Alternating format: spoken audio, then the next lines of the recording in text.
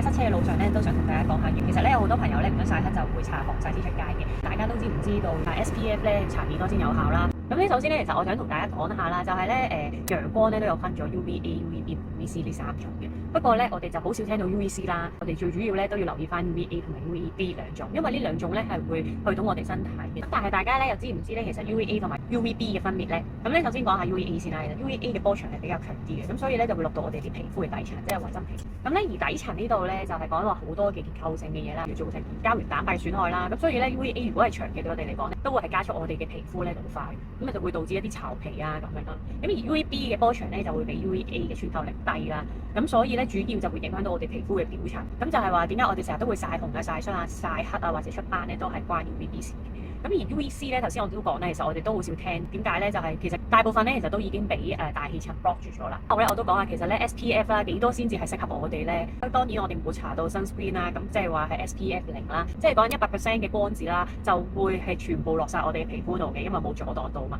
咁但係咧，如果係用緊 SPF 15嘅話咧，就係話我哋可以 block 到93% 嘅光子啦。咁即係講緊剩低7%咧係落到我哋皮膚嘅裏面嘅啫。而 SPF 3咧就可以 block 到97%，即係話咧剩低個3%就會落到我哋嘅皮膚度啦。咁而 SPF 50咧就係 block 到90%啦。咁即係話咧，就算係去到60、70、80都好啦，其實咧個 margin 咧都唔係好低嘅啫。咁結論咧就係話，其實3%咧都已經好足夠令到我哋皮膚咧冇受到咁大嘅傷害啦。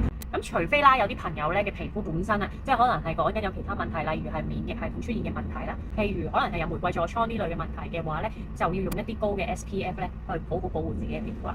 同埋咧就係如果咧要搽防曬嘅話咧，最好咧就要喺出街前15至20分鐘開始搽定先。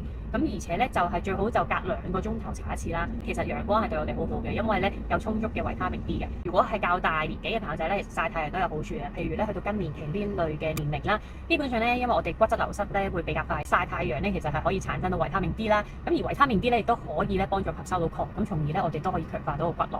咁所以話咧點解曬太陽係有必要啦？其實咧最好咧每日都可以曬到15分鐘嘅太陽。咁最好嘅時間就係朝早9至12，因為呢段時間咧陽光係最充足嘅。咁有啲朋友咧都擔心話隔住個窗會曬黑啦。其實咧玻璃咧係可以阻隔到 UVB 嘅，咁就唔使太擔心。咁即係話咧，其實隔住玻璃窗咧係唔會曬黑或者出斑嘅。咁壞處就係會熱啦，同埋咧就係會令到皮膚有機會會老化啦。咁如果唔想老化嘅話咧，就記得要阻擋翻一啲曬到皮膚嘅部位啦。